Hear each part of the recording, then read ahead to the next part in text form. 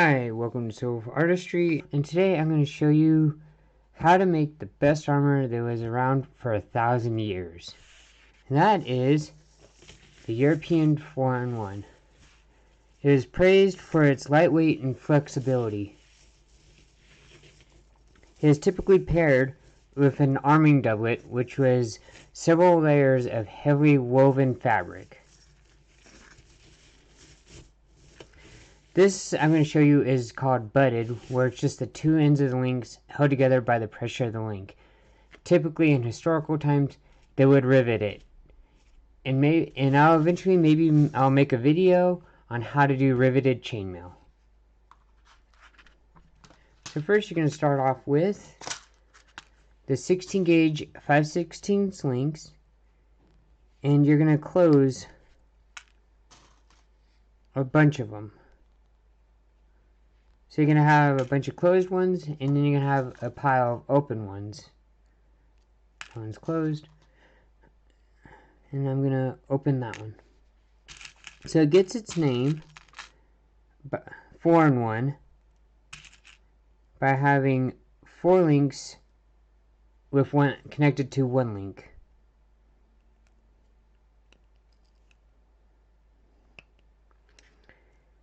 And there's your little group of 5. Now I'm going to go ahead and make another little group of 5.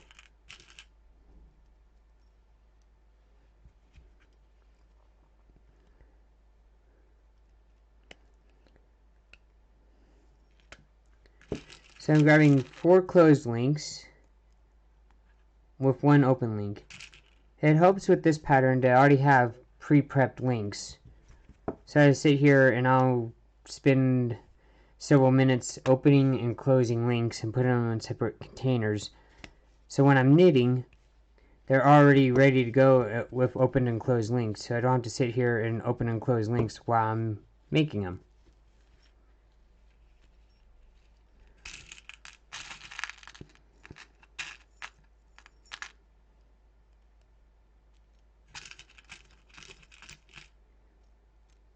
Especially this helps if you're working on like a big project like a shirt or a skirt or other pieces of armor. That way you don't have to stop what you're in the middle of the pattern to make more links, which you do anyway, but not as often. Okay, so I got my little groups of 5.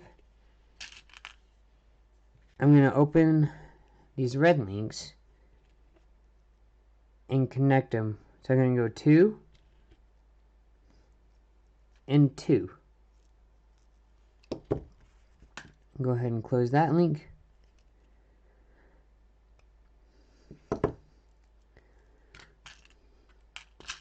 Now you can use 2 pliers, but at the time I was learning chainmail, I only had 1 set of pliers, so I just learned how to do 1 plier.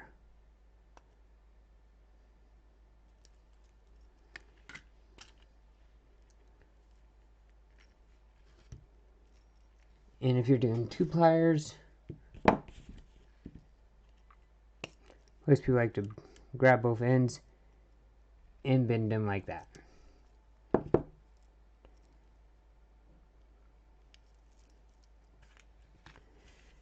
So now I have a pattern of 2, 1, 2, 1, 2, 1. And I'm going to do the same thing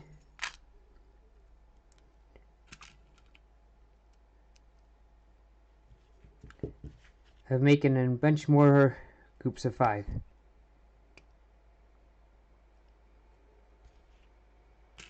Make another group of 5.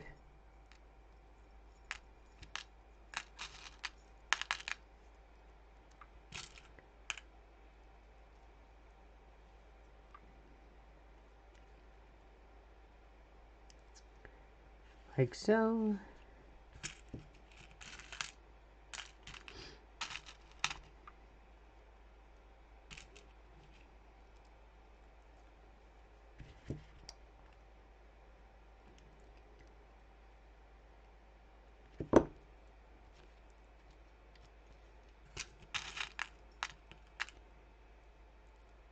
And what I like to do is make what's called a Prentice square. So I'll make a square and I'll make like 3 or 4 squares, and I'll put those together to make the shirt. Versus sitting there trying to make a full shirt all at once. I'll make squares and then I'll knit the squares together, which makes it a little bit easier and less of a daunting project.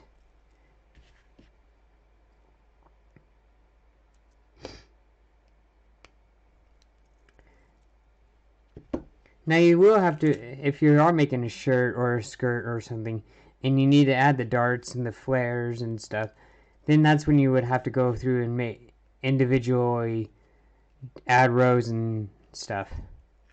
And maybe I'll do a video on how to add stuff, because I need to have a shirt that needs to be resized, and maybe I'll make a video on how to resize a shirt.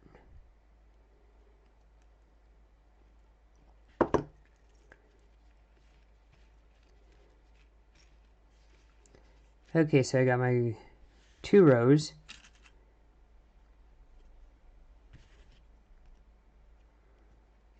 Now this is the tricky part. Now, chainmail has a grain, and I want to make sure that these links and these links are all facing the same directions. Like, you see how it wants to go, these links are facing this way, and the odd links are facing that way. So you have even, odd, and they're alternating. So you want to keep that pattern. So with this one, I'm going to go through that one, under and through, and I'm going to grab this other one, and I'm going to go through that one. Make sure it's on top of this link and through that one. Not through the center link. There we go. And close it off. So you get something like that.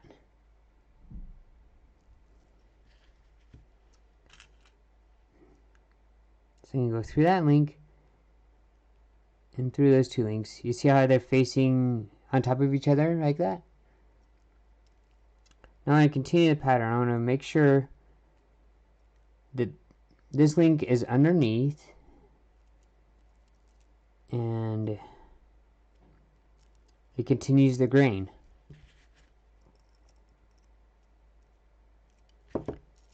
Like so.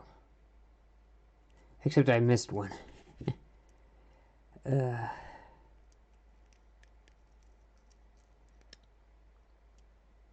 we go.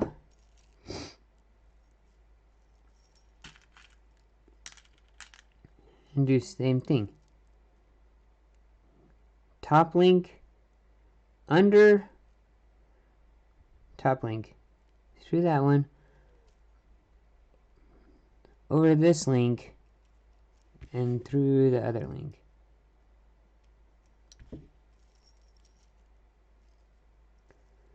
Go to the next section.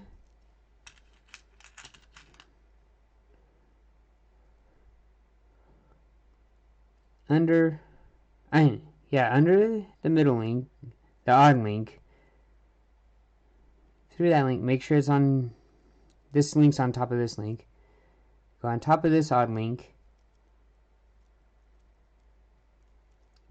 Nope, not that link. And close that off. You can kind of see the pattern.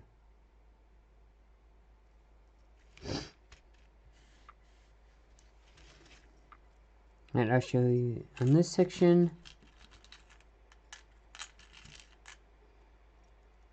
And go through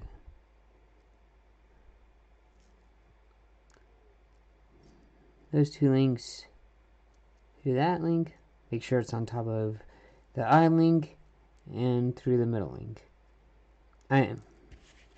not the middle, the even link. And close it off. Move to the next section. You don't want to make sure, you see how it's not, you don't want to do it twisted. You want to, it kind of actually wants to lay naturally that way.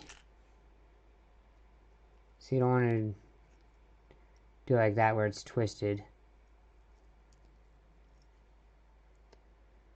You see it already wants to kind of lay with the grain. So I'm going to open it. Bottom link.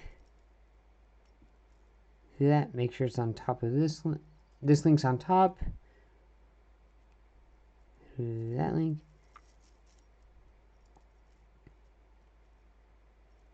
And through that link.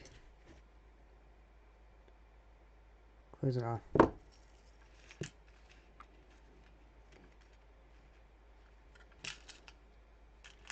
Let me show you on, maybe it's easier to see on the ground. So here's my two sections. I have them all facing, like I have the even ones facing down and the odd ones facing up. Go through that link under the odd link, through those two links, and through that link.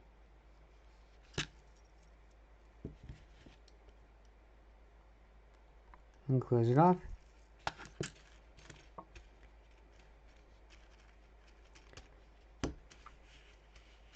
And I'll do one more section.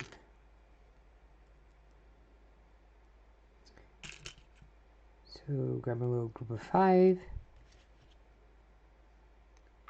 Close it off.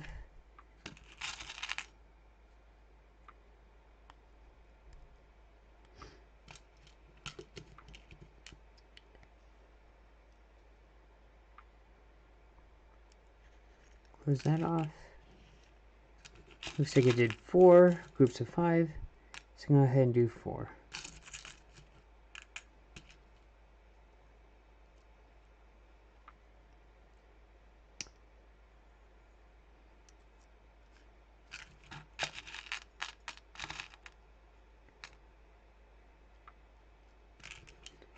Two, 3, 4.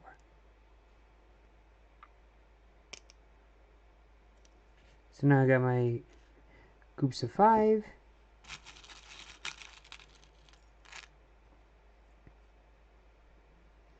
I'm just going to connect them with silver.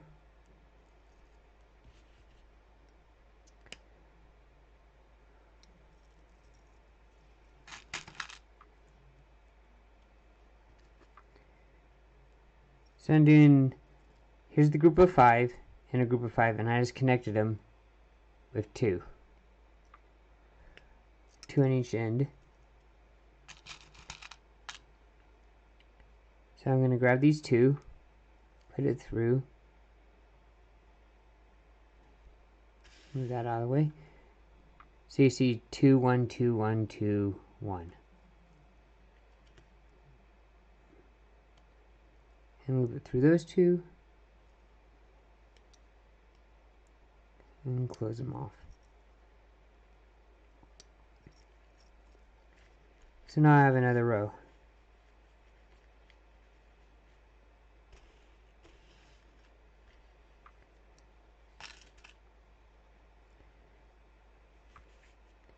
Alright, and make sure these are all facing the right way.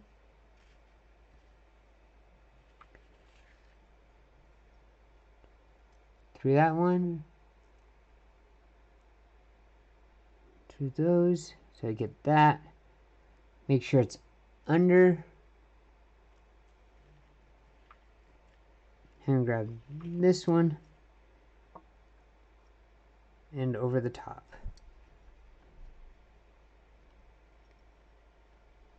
And close it off.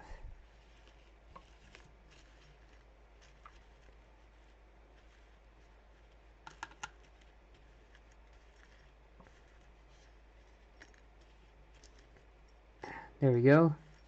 just kind of, sorry, has kind of twisting it. It got twisted like that. And I just kind of make sure it's untwisted, and all the links are laying nice in that grain pattern. So through those.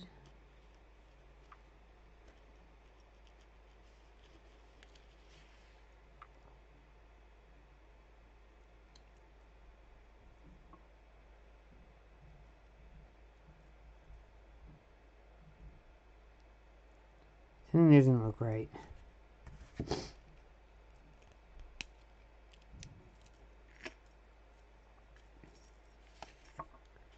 Ah, I see what I did wrong. It was flipped over like that, and it actually added the link wrong, which happens, and you just have to realize that. So I had the grain right, but this link needed to be flipped over. Let me see that again. So what happened was this link was laying like that. You need to flip it over like that. So when I was knitting, I actually connected these two links on the side.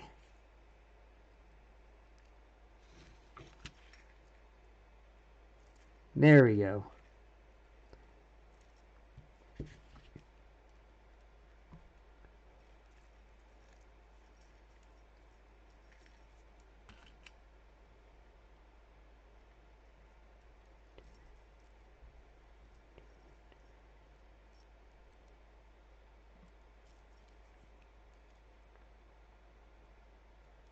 It always helps to lay it down once in a while to see if you got the pattern right, and if there's like a little spot that's like knotted or doesn't look right, I'll just take that link out and figure out what's happening.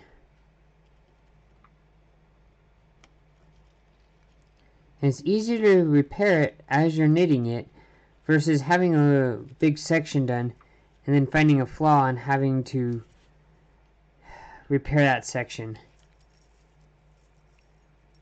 Probably the hardest part with doing this kind of stuff is when I get a client who brings back a shirt that needs repaired, and I'm having to take out a section to repair that section.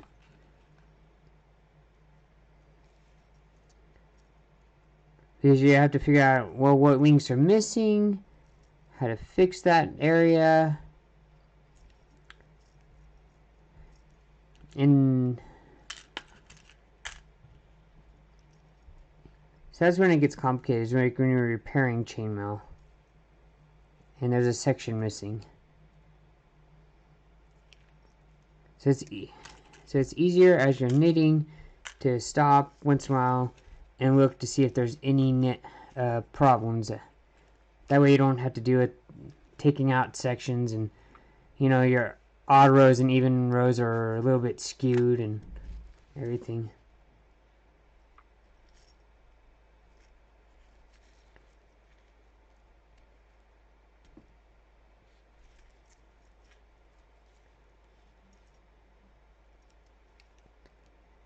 Okay.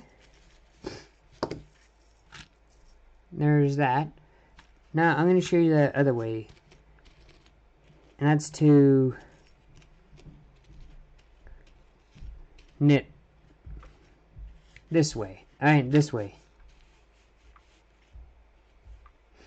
So when you knit this way, some people like to knit that going this way versus this way. So I'm just going to show you that real fast.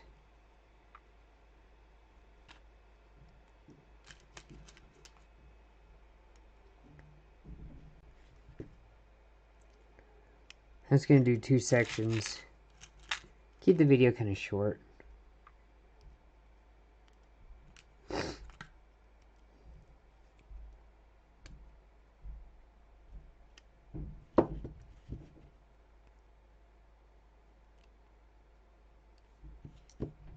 And what I was doing right there is these were the ends were slightly off, like one was above another, and I was just slightly crimping it so the ends of the links align in a nice snug fit versus it being on top of each other, and this causes problems because this end right here snags on clothing and rubs against your skin and stuff, so you want it nice and flush.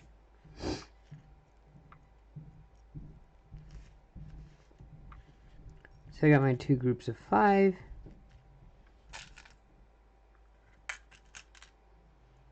I'm going to do the same thing where I took the bottom 2 links and then the top 2 links. Making sure to keep that grain pattern.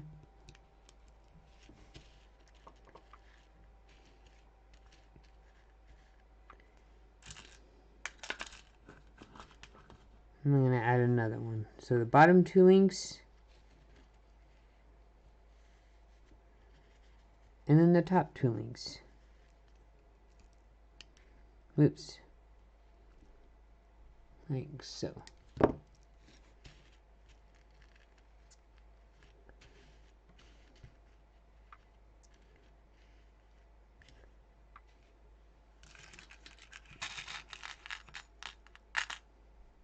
And then from here, you can continue to add another row. You can add a section right here.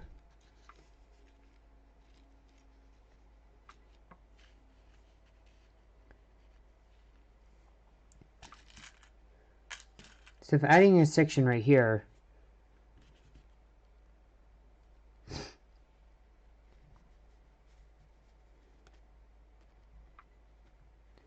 and add through these 2 links, skipping this row,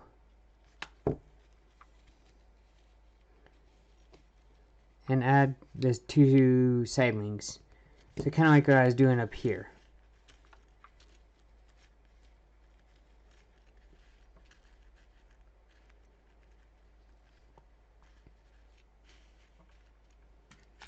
Now this is where it gets tricky. I'm going to go through these 4 links. So these 2 links, this link, and this link in the corner. So through those 2, that one, and this corner link.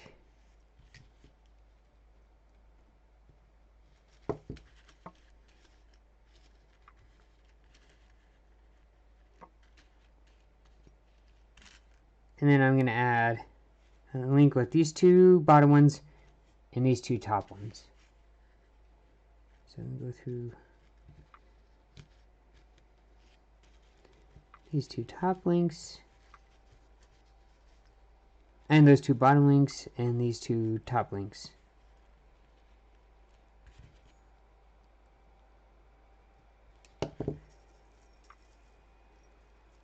Moving that up. So you can kind of see these 3 red links. So this was the link where I had these 2 on the side with these 2. This is the corner link. So I have the 1, 2, 3, and then the one in the corner. And then this is the link that attached the 2 bottom links with the 2 top links.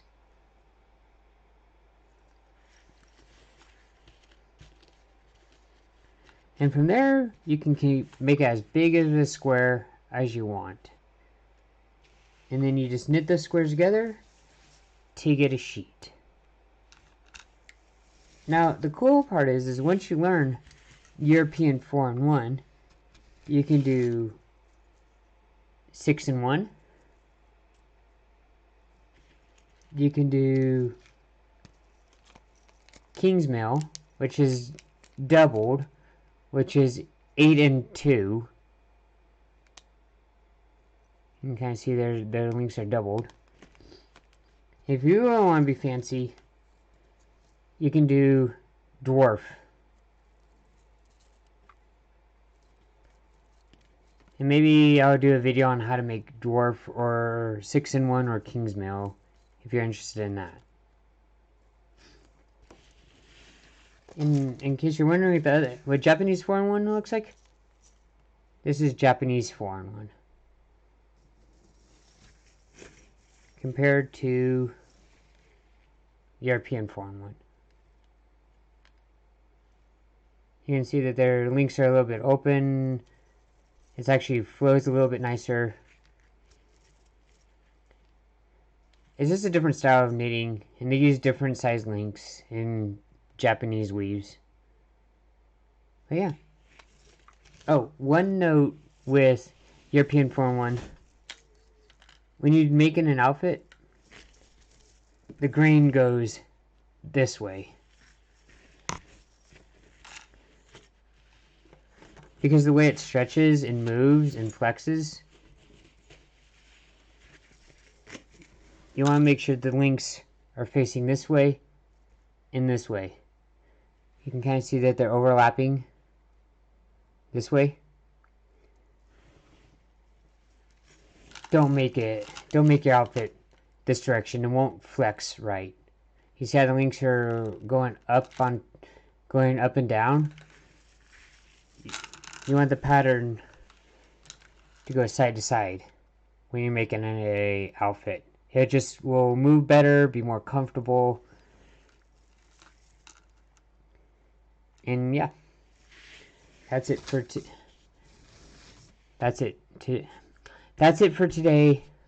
Like and subscribe, and let me know what other weaves or patterns you want to learn. And have a good day.